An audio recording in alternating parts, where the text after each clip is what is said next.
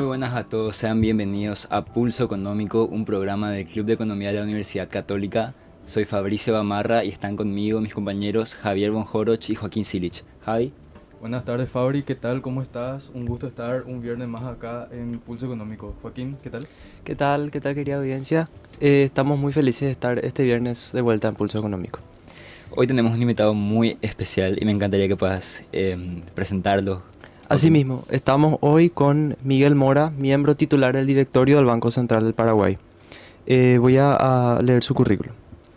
El doctor Mora es licenciado en Economía por la Universidad Nacional de Asunción.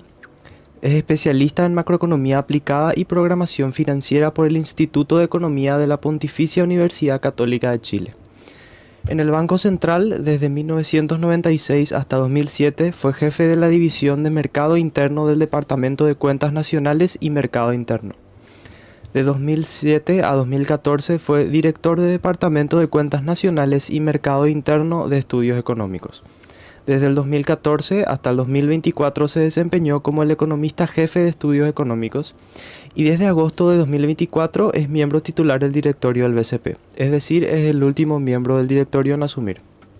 Director, muy buenas tardes, un gusto estar con usted. Muy buenas tardes, un saludo para Joaquín, Fabricio, Javier y también para la audiencia de Radio Caritas. Un gusto poder estar en este programa. Muchas gracias por la invitación. Gracias. Tenemos muchas preguntas para hacerle y estamos contentos de poder escucharlo, poder aprender en este programa. Así que vamos iniciando, ¿verdad? Sí. ¿Cuáles son los principales desafíos que enfrenta el Paraguay en términos de política monetaria en la coyuntura actual? Ok. Yo creo que un poco si miramos el desarrollo económico reciente, ¿verdad? Yo creo que la principal característica, digamos, que nos viene a la mente, digamos, el tema de incertidumbre, ¿verdad? Uh-huh. Un poco tomando en cuenta, digamos, lo que hemos visto desde el 2019 principalmente en adelante, una fuerte sequía, digamos, que afectó, digamos, al país como un factor interno, digamos, propio de la economía paraguaya. Posteriormente, digamos, la pandemia, ¿verdad? Que creo que ningún análisis económico, ¿verdad? Sí. Pudo pensar, digamos, un evento así, digamos, de disruptivo, ¿verdad?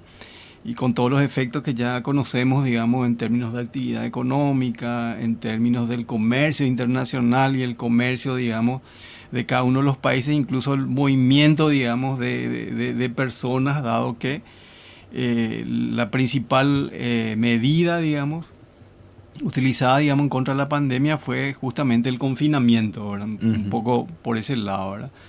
Posteriormente ya y saliendo de la pandemia, un poco producto, digamos, de todas las políticas anticíclicas implementadas por todos los países, del lado monetario, del lado fiscal, uh-huh. Tuvimos un aumento bastante importante en los precios, digamos, de commodities como consecuencia de un choque por el lado de la oferta principalmente. Posteriormente, cuando estábamos vislumbrando por lo menos la luz, ¿verdad? Sí. Al final del túnel, estos conflictos bélicos, digamos, de geopolítica, Rusia, Ucrania, uh-huh. que exacerbaron aún más, digamos, los aumentos de precios de commodities, principalmente el petróleo, ¿verdad? Y un poco después las fragmentaciones que esto produjo, digamos, en el comercio internacional, es decir, hoy día, digamos, es muy difícil poder mantener un pronóstico, ¿verdad? Generalmente los economistas usamos mucho el ceteris paribus, ¿verdad? Ajá. Todo lo demás constante, pero como van cambiando en las cosas, ¿verdad? Uno ve que las proyecciones, ¿verdad? Uh-huh. De los organismos multilaterales, el Fondo, el Banco Mundial, digamos, van cambiando con bastante frecuencia y bueno, eso hace un poco difícil, digamos, el diagnóstico y principalmente el diseño de la política monetaria, ¿verdad? Pero aún en ese contexto, ¿verdad? Entendemos que a pesar de esos desafíos, de esa incertidumbre, el Banco Central ha logrado navegar, digamos, desde el punto de vista de la política monetaria, todos esos escenarios, ¿verdad? Y hoy nos encontramos un poco en un contexto de normalización ya de la política monetaria. Un poco eso sería rápidamente, digamos. Un panorama y los desafíos, ¿verdad? Mucha incertidumbre, podemos tal vez agregarle a eso la elección recientemente en Estados Unidos con un candidato como Trump que viene a tal vez disrumpir un poco el equilibrio que había previamente con la presidencia de la administración Biden. Pero bueno, vamos a ver cómo se desarrollan esos escenarios políticos, ¿verdad? Porque, hablando de incertidumbre. Sí, la geopolítica está expectante a ver qué pasa ahora. Sí, no, y justamente espectacular viene esa acotación que había mencionado Fabricio, en el sentido de que qué es lo que vimos en ese día posterior a la elección, que justamente el dólar, digamos, tuvo, digamos, un repunte, digamos, bastante importante en su valor, ¿verdad? A pesar de que, como la mayor parte de los analistas habían mencionado, esperábamos ya una menor presión al alza al dólar en todos los mercados. Pero aparentemente, digamos, el hecho de que haya ganado Trump es como que le dio mucho más vigor, digamos, y muchas más expectativas, digamos, de crecimiento, principalmente por el lado del sector privado, ¿verdad? Entonces un poco eso hizo que se fortalezca el dólar y bueno, nuevamente en ese día vimos mucha volatilidad, digamos, en todos los mercados cambiarios, digamos, de América Latina. Y hablando del mercado cambiario, creo que es algo que la audiencia quiere escuchar. ¿Cuándo va a estar? El dólar. Sí. El dólar es un tema que está en la boca de todos actualmente. El Banco Central las segundas semanas había anunciado ciertas intervenciones de ventas a partir de 15 millones de dólares para arriba y de un escenario que llegó casi a 8.000 guaraníes el tipo de cambio. Hoy está por los 7.800 en el dólar de transferencia, por ejemplo. Exactamente. Un poco eso viene, digamos, como consecuencia de un año que, si uno lo mira, digamos, en términos de estabilidad de precios, ¿verdad? Realmente estamos muy cerca de la meta. Si miramos en términos de crecimiento, la economía está creciendo, ¿verdad? A un ritmo incluso mayor, digamos, a los crecimientos que estamos viendo en las otras economías regionales. Pero también hay durante el 2024 presente un choque, digamos, de términos de intercambio, en el sentido de que si bien nosotros esperábamos que en el 2024 probablemente la producción de los principales commodities que exportamos, que sería la soja en el caso nuestro, presentaría una reducción de precios, pero esa reducción de precios fue mucho mayor, digamos, a la que nosotros habíamos anticipado, ¿verdad? Sí. Entonces un poco eso ha determinado que a pesar de tener, digamos, una producción de soja similar, digamos, a la del año anterior, sí, por cada, digamos, tonelada de soja se está pagando, digamos, menos y bueno, eso determinó un menor flujo de dólares, digamos, hacia adelante. Entonces hay una parte real que es ese menor flujo, pero por el otro lado también una cuestión de expectativa. O sea, la gente cree que al haber menos dólar, el dólar va a tener más valor, entonces un poco eso también muchas veces esa expectativa exacerba, digamos, el movimiento que se tendría solamente por el lado del sector real, no incorporando las expectativas, ¿verdad? Y un poco lo que decía anteriormente, nosotros también a finales de año esperábamos ya una reducción, digamos, en las tasas de la Fed ya en el primer trimestre del año, así como nosotros todos los países, un poco por lo que se leía, digamos, en las minutas de la Fed, en las declaraciones, digamos, sí, de los miembros, digamos, de la Fed, pero eso no se dio, ¿verdad? Y no se dio principalmente por sorpresas, ¿verdad? Por el lado de la inflación, que tuvo una reducción, digamos, menor a la que se había anticipado y se mantenía todavía por encima de la meta, digamos, de la Reserva Federal. Por otro lado, el mercado laboral lucía, digamos, todavía bastante fuerte, ¿verdad? Y la actividad económica también presentaba un crecimiento importante. O sea, todo el mundo pensaba que las altas tasas de interés, ¿verdad?, que Estados Unidos lo tuvo que levantar, digamos, como consecuencia de que la inflación, ¿verdad?, estaba fuera de rango. Todo el mundo esperaba que tenga un efecto, digamos, en el mercado laboral, la actividad económica, cosa que no se estaba viendo, ¿verdad? Entonces un poco retrasó esa reducción de tasas de interés, digamos, que esperábamos Ujú. todos, ¿verdad? Entonces un poco esto mantuvo todavía el dólar bastante fuerte durante todo el primer semestre del año y se iba postergando, digamos, esas reducciones a mitad de año, ¿verdad? Finalmente esto lo vimos en septiembre y uno Sí. puede ver justamente el DXY, que es el dólar en relación a las principales monedas de economía avanzada, que estaba con una variación o una apreciación casi 6-7%. Después, digamos, en el segundo semestre cercano a septiembre, realmente se reduce totalmente. Ujú. Pero como siempre hay una comparación entre lo que, cómo evoluciona, digamos, las economías, ¿verdad? Estados Unidos, digamos, todo lo que había mencionado, pero también en Europa Ujú. estaban con una inflación alta, la actividad económica también ahí sí era bastante débil. Lo que vimos es que el Banco Central Europeo había bajado primero las tasas, posteriormente, perdón, las tasas en 25 puntos base, pero las perspectivas ahí de inflación era ya por debajo de la meta, una inflación ya medida por debajo de la meta, y la actividad económica lucía mucho más débil de lo que se veía en Estados Unidos. Entonces vemos un fortalecimiento en el dólar y lo que mencionaba justamente Fabricio, el hecho de que con Trump eso se acrecienta aún más, ¿verdad? Sí. Entonces un poco por ese lado se explica la volatilidad, digamos, en nuestro mercado. Actualmente está como un 7,5-8%, digamos, de realmente no de depreciación de monedas, sino de apreciación del dólar, porque si uno mira realmente la moneda del real brasilero, Ajá. también, digamos, el dólar se ha apreciado respecto al real, casi un 20%, 18-20%, Colombia también 14%, Chile 10%, Uruguay también. Entonces, vemos que no solamente en Paraguay ocurre eso, sino también en toda la región, un poco por estos factores externos, principalmente la reducción del precio de commodity, porque toda la región realmente exporta, digamos, materia prima, y también por el hecho de que las tasas todavía, ¿verdad? Se mantendrían por un periodo más largo, ¿verdad? En esos niveles altos, ¿verdad? Un poco eso es lo que explica, ¿verdad?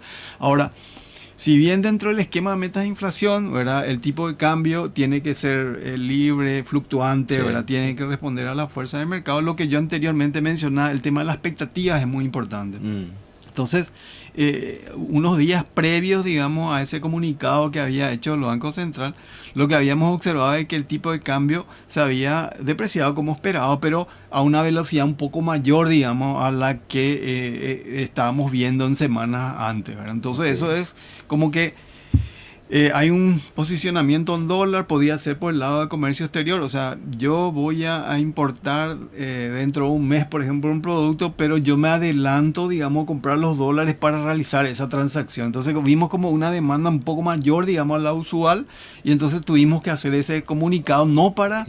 fijar un nivel de tipo de cambio o garantizar un nivel de tipo de Claro. cambio, sino que quitarle esa volatilidad. Y un poco es lo que vimos que tuvo un resultado positivo, ¿verdad? En el sentido de que se redujo un poco esa presión y Sí. nuevamente retrocedió, digamos, el dólar. Pero como mencionaba, o sea, no en el ánimo, digamos, de garantizar un tipo de cambio, sino simplemente quitarle esa volatilidad y también quitar o restar esa expectativa que eventualmente podría tener algún efecto en precios, cosa que no vemos aún, ¿verdad? Mm. ¿Por qué no vemos en precio? Y eso me gustaría también explicar, es que Sí. si uno mira el comercio internacional, es cierto, todo se hace en dólares, ¿verdad? Sí. Pero si uno mira el comercio internacional, lo que importamos viene de Brasil, un poco de Argentina, ¿verdad? Un poco de China, ¿verdad? Entonces no importa la relación solamente de guaraní-dólar, sino también la relación de guaraní real, guaraní, digamos, con todas las otras monedas, ¿verdad? Sí. Entonces uno puede ver que, o sea, uno debería mirar, digamos, principalmente no el tipo de cambio nominal, sino el tipo de cambio real, ¿verdad? Ujú. Aquel tipo de cambio que relaciona, digamos, el comercio, o sea, el tipo de cambio con cada uno de los países que un país puede comerciar, ¿verdad? Entonces, si miramos esa variable, y también, digamos, el tipo de cambio real de equilibrio es una variable no observable, tenemos que hacer una estimación, tenemos una estimación, y si hacemos esa estimación, lo que vemos es que la brecha del tipo de cambio real, o sea, el tipo de cambio real que uno observa con el de equilibrio, está levemente apreciado, y un poco eso explica por qué no hay un efecto en los precios, digamos, en lo que va el año. Para explicar Ok. un poco más simple, lo que podría decir es que uno ve que el dólar se deprecia, pero tomando un artículo específico, que es los derivados del petróleo, uno ve que realmente en el mercado esos precios bajaron. ¿Por qué? Porque importa la relación, pero también importa, digamos, que ese precio del petróleo en dólares se ha reducido. Entonces, eso también te permite explicar por qué la inflación, por ejemplo, no aumenta, sino al contrario, en el caso de los derivados del combustible, se produjo en estos días una reducción, ¿verdad? Okay. Volviendo un poco al tema de política monetaria, como bien usted mencionaba recién, las tasas de las principales economías se han ido reduciendo en los últimos tiempos. ¿Qué tanto influye la política monetaria, por ejemplo, de los Estados Unidos y otros principales socios comerciales de Paraguay en los análisis, en las decisiones del Banco Central? Sí, o sea, ahí quisiera explicar un poco el tema de nuestro esquema, ¿verdad? Esquema de metas de inflación, ¿verdad? Que es un poco, digamos, un análisis, o requiere, digamos, en primer lugar, el mandato claro, digamos, de un banco central respecto a que el objetivo principal es la estabilidad de precios, ¿verdad? El otro tema, digamos, es que la transparencia y la comunicación es importante. Y por otro lado también que el instrumento, digamos, en este caso la tasa de interés, ¿verdad? Tiene, digamos, que responder solamente a ese objetivo de estabilidad de precio, ¿verdad? Ahora, ¿qué pasa? La política monetaria tiene rezagos, ¿verdad? En el caso nuestro, entendemos que cuando movemos la tasa de política monetaria, o sea, hay un horizonte, digamos, en el cual este movimiento tiene efectos, digamos, en las principales variables económicas, llámese brecha de producto, brecha de tipo de cambio real, tipo de cambio nominal, ¿verdad? Tasas de interés, ¿verdad? Tiene entre 18 y 24 meses, ¿verdad? Entonces, ¿qué es lo que nos obliga a esto, ¿verdad? En primer lugar, a tener un análisis, digamos, de todo el entorno internacional y que sea relevante, digamos, para la inflación de Paraguay. Ajá. De todo el escenario doméstico, ¿verdad? Y para saber también dónde van a estar ciertas variables, ciertas variables económicas de aquí a un año, 18, 24 meses, hay que hacer proyecciones, ¿verdad? Claro. Entonces, sí o sí, digamos, en los comités de política monetaria que lo realizamos cada mes, ¿verdad? Y está calendarizado, ¿verdad? Sí. Justamente hacemos este análisis, ¿verdad? De lo que mencionás, y sí influye, ¿verdad? O sea, tengo que saber hacia adelante, ¿verdad? ¿Qué va a hacer la Reserva Federal con las tasas, ¿verdad?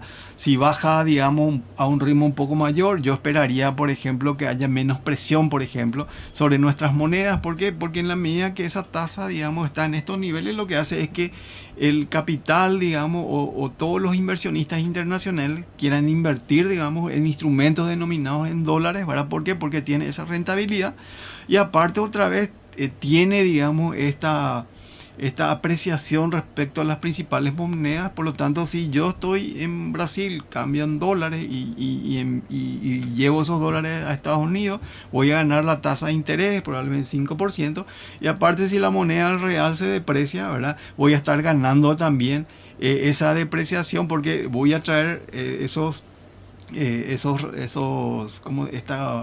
recursos, ¿verdad? Este capital financiero que deposité en Estados Unidos con la tasa de interés, y al cambiar a reales, por cada dólar voy a obtener más reales. Entonces, un poco eso implica probablemente que esas tasas altas van a tener presión sobre el tipo de cambio y eventualmente también sobre precios, digamos, de importados principalmente. Entonces, es muy importante eso. Tengo que saber también qué va a pasar con commodities. Exportamos, como estabas mencionando, el 2024 nosotros exportamos soja. A través de la soja implica una oferta de dólares a nivel local.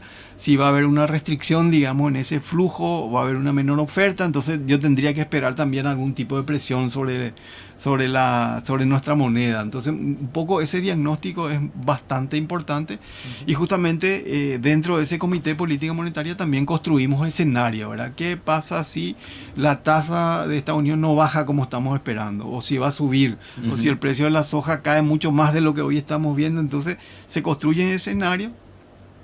Hay un escenario base, lógicamente, y hay una recomendación del equipo respecto a qué es lo que hay que hacer. ¿Qué es lo que hay que hacer? Es mover la tasa. Suben la tasa, recomendamos bueno, les recomendamos, nos recomiendan, la otra posición era les recomendamos.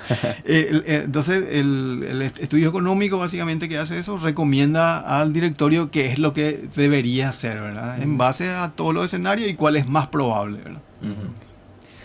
A continuación tenemos que hacer una breve pausa y luego estaremos siguiendo la conversación con el director del Banco Central, Miguel Mora. De vuelta después de la pausa, seguimos conversando con nuestro invitado, el miembro titular del directorio, Miguel Mora. Bueno, hablamos un poquitito de lo que fue el proyecto de metas de inflación, entonces ahora le queremos preguntar ¿cuál fue el trayecto que se recorrió en el Banco Central hasta la decisión de implementar el régimen de metas de inflación y cuál es la historia detrás de esta decisión? Sí. Anteriormente al esquema, nosotros teníamos un sistema, digamos, de programación monetaria, ¿verdad? En el sentido de que teníamos una meta intermedia, que era tomar un agregado monetario. Hacíamos un cálculo de qué inflación queríamos, ¿verdad? Cuál era el crecimiento, ¿verdad? Y entonces, en base a eso, ese agregado monetario, si era es como tener el PIB nominal, ¿verdad? Inflación y crecimiento. Si el PIB nominal estaba, o sea, tendría que crecer 10%, entonces la oferta tendría que crecer también en 10%, ¿verdad? Un poco ese esquema resultó, digamos, en todos los países, ¿verdad? Pues todos sabemos el tema de que la inflación siempre y en todo lugar es un fenómeno monetario, ¿verdad? Principalmente una relación más bien de largo plazo, ¿verdad? Sí. Pero el tema es que cuando uno tiene niveles muy bajos de inflación, ¿verdad? Y sumado también a las innovaciones tecnológicas, ¿verdad? Tarjeta de crédito que fueron desplazando un poco, digamos, el uso del dinero, esa correlación, digamos, entre crecimiento monetario e inflación se iba diluyendo, se iba reduciendo. Si uno mira en el 80, la correlación era alta, 90 también, pero en los 2000 ya no tenía una correlación muy alta, ¿verdad? Entonces, un poco lo que habían visto un grupo de economistas del banco, ¿verdad? Es que estaba este esquema de metas de inflación. Creo que el fondo también había hablado, digamos, de este esquema donde, a diferencia también del otro, o sea, vos podías decir, bueno, el crecimiento monetario va a ser un 10%, pero uno no tenía, digamos, una idea clara cuánto iba a ser la inflación. Iba a ser baja seguramente, pero no podía decir va a ser 5, va a ser 4, ¿verdad? Okay. No podía, digamos, establecer, era como, no había una forma explícita de decir cuál era ese número. Y en el esquema de metas de inflación, lo que mencionaba, o sea, debemos tener una claridad en el objetivo, ¿verdad? Y ya lo teníamos, ¿verdad? Porque con las crisis financieras que se produjeron en 95, 97, 2002, ¿verdad? Y previo a eso también problemas fiscales. Como que el Banco Central, que anteriormente tenía múltiples objetivos, competitividad, empleo, actividad económica, y entre ellos la inflación, ¿verdad? Con la Carta Orgánica del 95, ahí se establece claramente que el objetivo es la estabilidad de precios, ¿verdad? Estabilidad del sistema financiero, pero explícitamente la estabilidad de precios. También la ley de banco un poco ordena también todo lo previo, digamos, lo que había mencionado, lo de las crisis, ¿verdad? Y también, digamos, en el 2003, 2004, se firma un acuerdo, digamos, stand-by con el Fondo Monetario, porque el Paraguay tenía, digamos, defaults selectivos, digamos, de su deuda externa. Entonces, un poco ese acuerdo ayuda a fijar, apoyado justamente en el marco legal, que el objetivo del Banco Central es la inflación. También arreglos, digamos, en el sector fiscal, de tal manera a aumentar, digamos, sobre todo la recaudación, ¿verdad? El impuesto, por ejemplo, a la empresa era un 30%, se reduce a 10%, el IVA también a 10%. Un poco más adelante, en 2012, el impuesto a la renta personal 10%, o sea, el famoso 10-10-10, ¿verdad? Entonces, un poco lo que se ve es que desde el 2004 al 2011, por el lado fiscal, tenemos superávit, digamos, bastante importante, que redujeron también los niveles de endeudamiento del país, ¿verdad? Y entonces, en un periodo, digamos, donde en forma experimental ya fuimos convergiendo, digamos, al esquema de meta de inflación. Se había establecido una meta del 5%, más o menos 2,5% de tolerancia. Y una vez que tenemos todo ese ordenamiento, ¿verdad?, por el lado fiscal, por el lado monetario, ¿verdad?, la reducción de los niveles de deuda, en mayo de 2011 pasamos ya directamente al esquema de metas de inflación, ¿verdad? Ahí se mantiene el objetivo del 5%, empezamos a usar la tasa de interés, digamos, como instrumento en vez de, digamos, los agregados monetarios.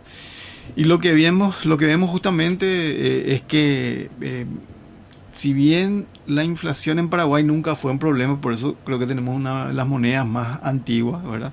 Nunca hubo periodos hiperinflacionarios, ¿verdad?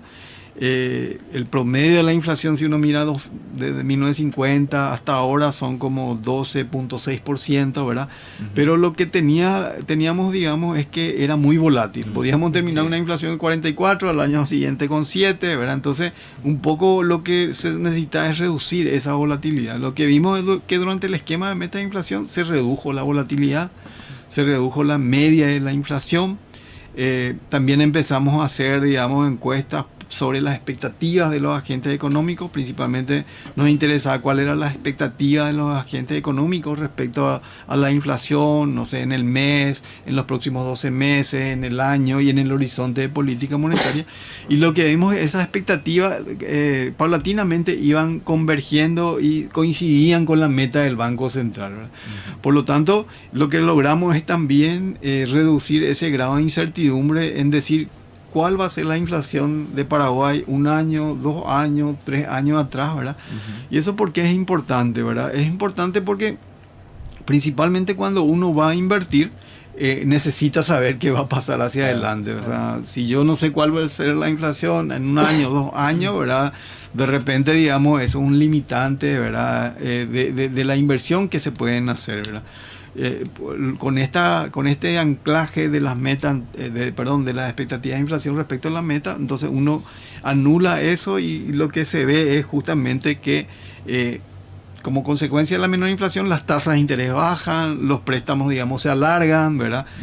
Anteriormente probablemente los préstamos eran de muy corto plazo, se ven préstamos ya de 3, 4, 5 años, hoy día incluso hasta 20, 30 años, ¿verdad? Entonces un poco eso es producto de esa eliminación de incertidumbre, digamos, respecto de la inflación, ¿verdad? Un poco esos son los elementos, ¿verdad?, y que finalmente nos dieron la razón respecto a este esquema, y bueno, es en el que estamos actualmente, y tratando siempre de perfeccionar, y sobre todo en el esquema es muy importante la comunicación, ¿verdad? Un poco por eso mencionaba que nosotros tenemos un calendario, digamos, de reuniones, todo el mundo sabe cuándo van a ser nuestras reuniones. Sí. Termina la reunión, ya se hace un comunicado respecto a cuál es la decisión, explicando un poco brevemente los fundamentos. 10 días después elaboramos un acta para que se vea, digamos, qué es lo que estuvimos mirando, ¿verdad? Cuál fue nuestra apreciación respecto al comportamiento de las principales variables que influyen sobre la inflación. Y también cada trimestre publicamos el informe de política monetaria, donde aparte de hacer esa evaluación del entorno externo doméstico que les había mencionado, también hacemos las proyecciones, ¿verdad? Cuál es nuestro escenario base y cuál es nuestro escenario de riesgo, ¿verdad? Un poco eso sería, digamos, la historia detrás de la decisión, ¿verdad? Y hablando de la inflación, ¿existen planes para actualizar o revisar la canasta básica utilizada para calcular el IPC? O inclusive la metodología de recabación de datos del IPC. Sí, justamente ahora estamos trabajando con el Instituto Nacional de Estadística, ¿verdad? Realmente creo que ya sería esta la tercera encuesta que hacemos en forma conjunta. Al decir la encuesta me estoy refiriendo a la encuesta de presupuestos familiares, ¿verdad? Porque cuando uno va a elaborar un índice de precio, ¿verdad? Y los componentes y cuál va a ser la importancia de cada uno de esos productos, no es digamos, algo que se elabora en el gabinete, ¿verdad? O sea, requiere tener información de los hogares, ¿verdad? Por lo tanto, esa encuesta de presupuestos familiares es una encuesta que se hace a los hogares. El anterior, creo que fueron 2.400 viviendas del área metropolitana, digamos, de Asunción. Y básicamente consiste en distribuir esos 2.400 viviendas, ¿verdad? Hogares, a lo largo de un año. Porque no solamente es ir y preguntarle, digamos, qué está consumiendo, no sé, en enero, ¿verdad? Sino realmente en todos los meses del año. Y básicamente son preguntas, digamos, respecto a aquellos que son mucho más frecuentes, ¿verdad? Y esas son encuestas, digamos, que se realizan en forma, diría, efectivas. Porque va un encuestador y está durante 9 días, digamos, en un hogar y tiene que realizar la anotación de todos los gastos que efectivamente realiza el hogar en esa semana. ¿Y qué son esos gastos? Generalmente alimentos. Lo que uno compra más frecuentemente son alimentos, carne, verdura, ¿verdad? Pero después tiene otras secciones que son por recordación. En el sentido, le pregunto, en el último mes, ¿cuánto pagó de energía eléctrica? Porque eso un poco cada mes se paga, ¿verdad? Energía eléctrica, agua, todo aquello que tenga una menor frecuencia. Ahora, también hay una sección que son por recordación, últimos 3 meses y último año. 3 meses de repente o 6 meses, ropa, que generalmente uno no lo compra todos los días, sino cada tanto. Y los de un año de repente son bienes duraderos, ¿verdad? Una heladera yo compro una vez, después dentro de 3, 5 años, depende, digamos, del uso y la calidad, ¿verdad? Claro. Entonces, al final yo tengo de los 2.400 hogares, cuánto gastan en alimentos, ¿verdad? Cuánto gastan en servicios públicos, ropa, completo, ¿verdad? Entonces lo que hago después es con todo eso que me informaron, que creo en esta encuesta salió, esta digo la del 2015-2016, salió como 6.500, 7.000 productos genéricos, ¿verdad? Como es imposible, digamos, realizar el seguimiento a esos 7.000, ¿verdad? Productos, ¿verdad? Y yo necesito tener al final del mes ya cuál es la variación de precios. Claro. Entonces lo que hago es una selección, ¿verdad? Digo, voy a considerar dentro de la canasta del IPC todos aquellos productos que tengan 1% de peso dentro de la canasta, o sea, o 1% dentro de los gastos del hogar, ¿verdad? Okay. Entonces selecciono directo, esos entran. Después puede haber productos que probablemente no alcancen el 1%, pero digamos que consumen varias familias, ¿verdad? Un caso típico que suele mencionarse es la sal, ¿verdad? La sal no tiene mucho valor, ¿verdad? Pero todo el mundo compra. Entonces, puedo decir, bueno, voy a considerar dentro de la canasta todos aquellos productos que sean consumidos por el 15% de los hogares, ¿verdad? Y entonces con eso se formó aquella canasta de 465 productos, ¿verdad? Los cuales cada mes le tengo que hacer un seguimiento. Siempre son la misma canasta. O sea, sí. Ahí hay una diferencia de repente con la gente, con una persona en particular, ¿verdad? Es que en el sentido de que de repente si te subió el precio, tu ingreso en términos reales se reduce probablemente y no puedas comprar ya toda la canasta, ¿verdad? Pero en este caso sí. O sea, lo que queremos es comparar cosas iguales, por lo tanto, todos los meses es como que el IPC compra todos esos productos, ¿verdad? Entonces, también necesitamos establecimientos, ¿verdad? Entonces nos vamos a 1.300 establecimientos, mercados, supermercados, autoservicios, ¿verdad? Y también no solamente eso, sino está los gastos de educación, salud, gastos varios, peluquería, ¿verdad? Todo completo, ¿verdad? En total, para elaborar el IPC que publicamos, usamos 14.000 precios, ¿verdad?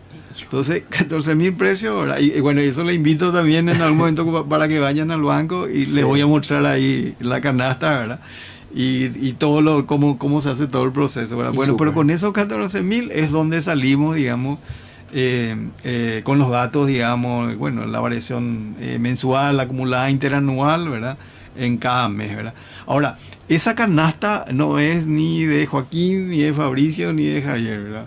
Es un promedio, ¿verdad? De todas las personas, en este caso, que participaron de esa encuesta. Entonces, de repente Joaquín puede tener, digamos, no sé, le gusta mucho el entretenimiento, entonces su la ponderación que tiene toda esa parte va a ser mayor a la de Fabricio, porque a Fabricio le gusta más, digamos, ir al restaurante, comer algo por el estilo, entonces más alimentos. Entonces, nunca, digamos, el IPC, ¿verdad?, va a poder reflejar la situación particular de cada uno. Y un poco eso es importante porque siempre es, ¿no?, ¿de dónde van a comprar los productos los del banco? Entonces, un poco tiene que ver con eso, ¿verdad? Con el hecho de que siempre hacemos los mismos productos, siempre vamos a los mismos establecimientos, ¿verdad?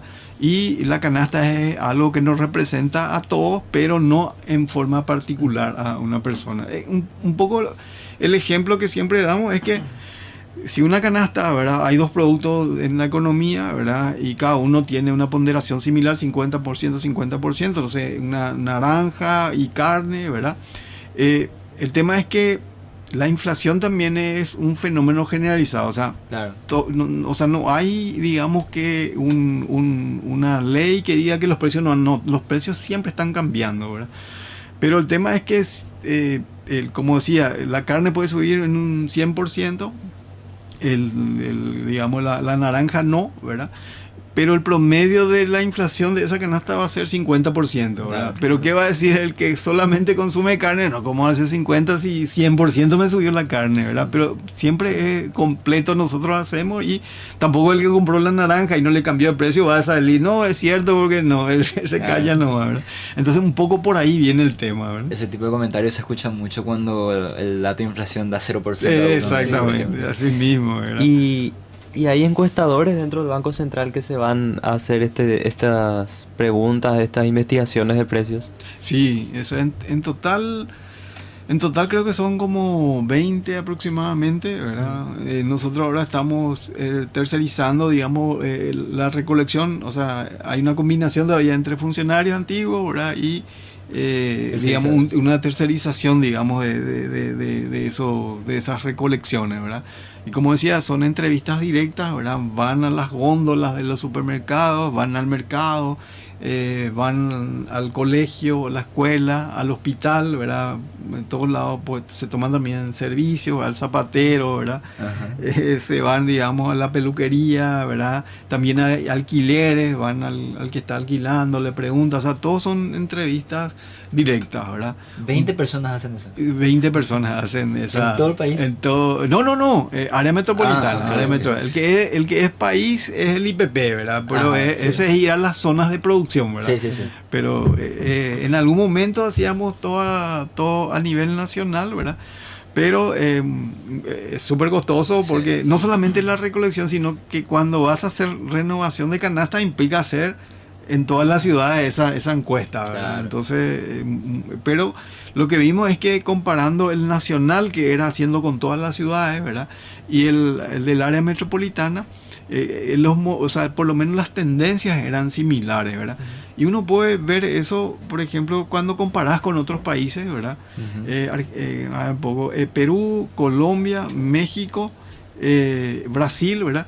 Si vos mirás las inflaciones, son países distintos, canasta distinta, pero si vos mirás las variaciones, casi todas son bastante similares, ¿verdad? Sí. ¿Por qué? Porque en el fondo todos tenemos este esquema de meta de inflación, todos tenemos el objetivo de estabilidad de precios, y también hay mucho comercio, digamos, entre los países. Entonces, si un producto es más caro en un país, bueno, uno, digamos, va a importar del otro, ¿verdad? Sí. Y el otro va a tener incentivos a vender en el donde es más caro. Entonces, ese comercio, ese arbitraje hace que los precios en general se parezcan bastante, y la diferencia son los costos de transporte, ¿verdad?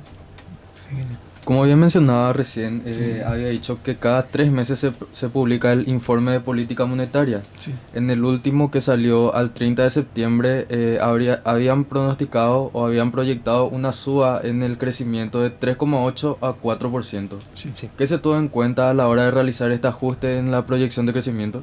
Sí, ahí hubo como recomposiciones, ¿verdad? Creo que le habíamos dado un menor crecimiento al tema de las binacionales, ¿verdad? Por el tema del cauce hídrico, ¿verdad? La producción es menor, pero lo que nos dimos cuenta es que lo que nosotros esperábamos de manufactura, según recuerdo, ¿verdad?, y algunos servicios, la dinámica era mucho mayor, ¿verdad? También en ganadería también fue mucho mayor, ¿verdad? Entonces, como que no solamente estas reducciones en generación o sea, esta reducción no solamente, o sea, fue más que compensado, digamos, por el crecimiento mayor de ganadería, manufactura y creo que era servicios, digamos, creo, digo, porque Sí, ¿no? ahí Estudio Económico estuvo dando ese informe, pero o sea, por lo que recuerdo de la presentación previa que nos hicieron, eso eran los sectores, digamos, más dinámicos, ¿verdad? También lo de la generación de energía eléctrica, creo que fue un poco interiormente dentro del sector, fue un poco compensado por una mayor producción en la parte de distribución de energía eléctrica. Entendemos que esto está un poco relacionado también con algunas actividades que usan en forma intensiva la energía eléctrica, que sería el tema de minería y todo lo demás, ¿verdad? Sí, sí, sí.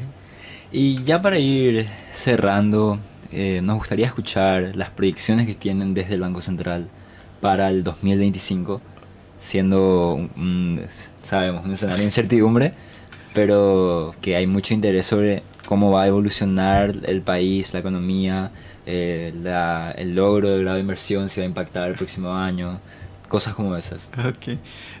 Lo que voy a mencionar es, digamos, más las proyecciones del fondo, porque el presidente suele hacer en diciembre Ajá, sí, sí, el sí. evento de perspectiva, Sí, sí. ¿verdad? Entonces el presidente ahí suele anunciar, digamos, el crecimiento, o sea, una evaluación del 2024 y las proyecciones para el 2025, ¿verdad? Pero un poco mirando así de las multilaterales, o sea, se espera, digamos, que continúe, digamos, un crecimiento en la actividad económica, ¿verdad? También, digamos, yo creo que estos niveles de inflación, sin decir el número, ¿verdad? Permanecería bastante cerca, digamos, de la meta, ¿verdad? También hay que tener en cuenta estos proyectos, digamos, que incluso podrían intensificarse, ¿verdad? En términos de erradicación en los próximos años, ¿verdad? Había cuenta del tema de grado de inversión y como que nos da, digamos, otro panorama, digamos, respecto a la erradicación, digamos, de inversiones directas hacia adelante, ¿verdad? Pero mencionar este tema de todo lo que implicaría las inversiones en la parte de celulosa, ¿verdad? Con Paracel, ¿verdad? Sí. Por lo menos lo que nosotros tenemos son inversiones para estos 2 o 3 años próximos en torno a unos $6.000 millones. Wow. 4.000 millones de dólares solamente sería Paracel, ¿verdad?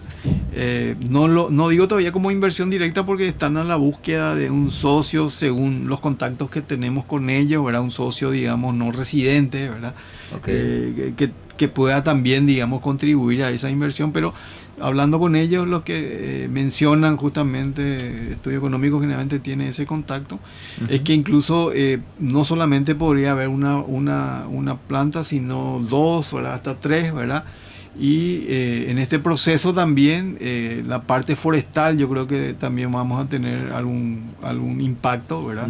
Porque justamente como materia prima de la celulosa es importante, digamos, la plantación de eucaliptos, ¿verdad? Y lo que nos dicen es que ya están realizándose esos cultivos, ¿verdad? Entonces podríamos hablar entre 100.000, 150.000 hectáreas por lo menos digamos, de producción, digamos, de eucaliptos, ¿verdad?